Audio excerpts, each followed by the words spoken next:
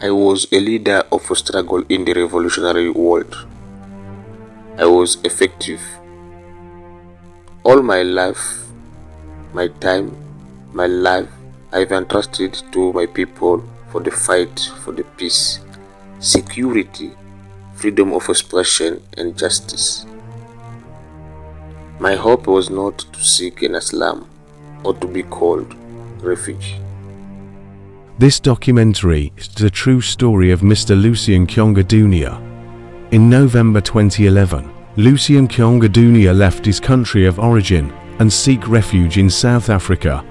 The causes of his refuge are linked to the insecurity taking place in the Democratic Republic of Congo, his country of origin.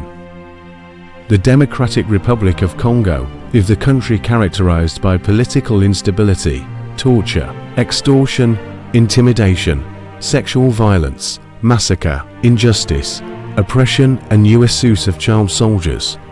Some regions have become a slaughterhouse. The populations are massacred, raped by the terrorists. The country is a battlefield between the government troops, rebels, and population groups who reclaim the truth of ballot boxes in elections. I left my country of origin, what we call DRC, not just because I wanted to live, but because of injustice and oppressions that is prevailing in my country against journalists, activists. The country is called a Democratic Republic of Congo, but the government still failing to uphold the democratic principle that is mentioned in the Constitution, which includes freedom of expression and association and the right to live. In my country, the human rights defenders, journalists, activists, and opposition leaders are getting arrested unfairly by the government, and they are facing persecution because the government doesn't want to be held accountable for corruption. In February 2012, Lucien Kyonga Dunia immersed in several different activities. In 2014, Lucien Kyonga Dunia and other foreigners, national from Democratic Republic of Congo, had created a social movement called Congolese Solidarity Campaign, grassroots movement which has the objective building future leader today. Congolese Solidarity Campaign movement also had a vision and mission, stand for united struggle for social democracy, accountability, transparency, good governance, and socio-economic human rights, restoring peace, unity, dignity, justice and social cohesion. Visited the Human Rights Commission, so some of the officials, they were shocked, just to hear that I'm a Congolese. So I went there and then explained to them about what is happening in DRC, and then so they said that no, we Congolese people are living here, but they are not interested. So you guys, you are coming, you say you want to be trained as a human rights activist, so you are more than welcome. I asked them about how much can we pay. I said, no, it's for free, and even if you don't have a venue, if you are plus minus 20, we'll offer a venue here. Lucien Kyonga Dunia plays a very significant role. He decided to establish an organization called Africa Documentary Vision. On the 23rd of March 2016, Africa Documentary Vision, French Alliance and Fondation Florence had led the first workshop, and the workshop was made up of dialogue. We did the dialogue, followed by the screenings of documentary films, such as Why Africa, a documentary based on the true story of xenophobic attacks that took place in South Africa. On the same period, Lucien Kyonga Dunia engaged with students on the issue of xenophobia.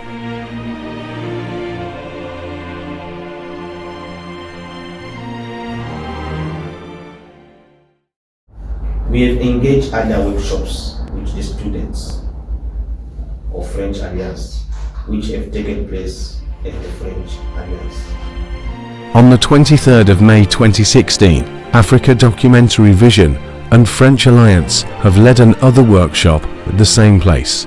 The workshop had the goal of concluding what was not covered in the first dialogue.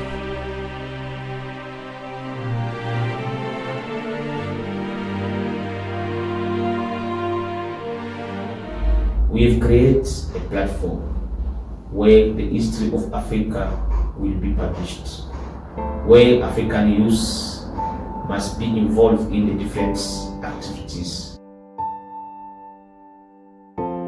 According to Lucien Kyonga Dunia, Africa must write its own history.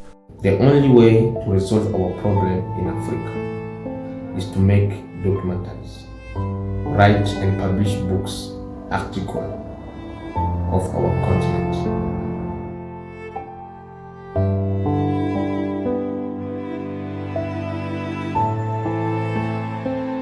Tuisha kusumulia, tunatafuta sasa tutafanya nini kutokea hapa leo. So tunapenda tukuwe na amani. We need to build peace. Build peace namna gani? Moving forward, because this is about building the peace amongst us. This is not about the background, where you're coming from. It's about moving forward. It's about investing into the future. Going forward, I think government should incorporate the foreign languages into our school so that we can have other language from other African states. Yeah. And also this business of, for instance, in a church, I've seen a church as a pastor, I've seen in other churches where from 8 to 10 you find it's French, and then from 11 to whatever time it is English, and from whatever time is Zulu. No, they just come together, because that division it's making the situation worse.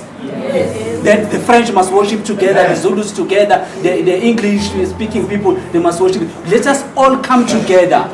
And also before I sit down, culturally, if we celebrate, we need to understand everyone's culture. If we celebrate Ramadan or Eid, for instance, we must all understand what is Eid, what is Ramadan, okay, what is the Freedom Day of Zimbabwe in 1980, you see, and what is Shaga's Day. In all those cultural days, we must all come together. It mustn't be like Indians, when they do their own things, they are alone. When the Europeans are doing their own thing, they are alone. The Zulus, the Zimbabwean, the South African, we must all come together. But the government has to be involved, because putting the languages in school, we cannot do it, but the government can.